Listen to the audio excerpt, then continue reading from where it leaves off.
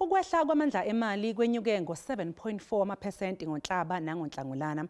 Lokhu kungaphezulu kwenkololo yebhange lombuso yamaphesenti amathathu kuya kwayisithupha izinyanga ezimbili zilandela manje.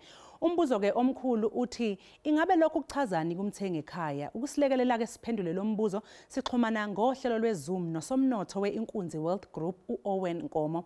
Umhlonishwa siqhamukele ezindabeni zakusihlwa. Uchazani kumthengi ekhaya lomdlavuza emandleni emali i-consumer price inflation? Angibonge dadewethu, ngibonge nakubabukela emakhaya. I-inflation njengoba isinyuke ku 7.4% kusho ukuthi amandla emali ekade isebhange izolo mangeqhathanisa namandla ayo leyo mali 1 year ago kusho ukuthi asilahlekelwa amandla u 7.4%.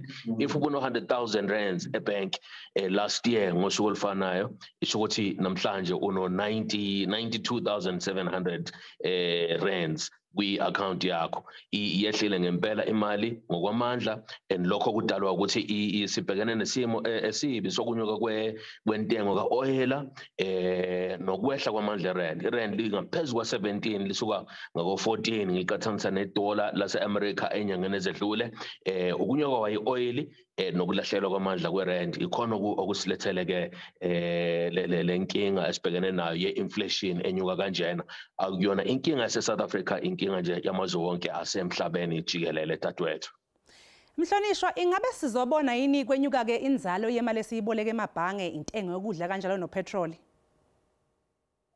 Ngelibhaliwe ke leli bhasi wena dadewethu selibhaliwe. Into kumele siyibuze ukuthi ubaba ukhanya umethula ama-interest rates uzowanyusa ngesibalo esingakanani. Siqaphula ukuthi u-0.5% usuqinisekisiwe, kodwa amathuba awu-20% sibone ngathi kungenzeka ukuthi aphinde ashaye ngo-100 basis points okunyusa ama-interest rates. Sisazothanda ukubanzinyana isikhathi esilandelayo uma impi yase-Russia ingapheli njalo intengo ye-oil ingehli. Ngibona ngathi izinto zothanda ukuba lukhona ngempela. Sibonge kakhulu besixoxisana nomnumzane Owen Nkomo owusomnotho we-Inkunzi Wealth Group. Besikhuluma naye ke ngomdlavuza emandleni emali i-consumer price inflation.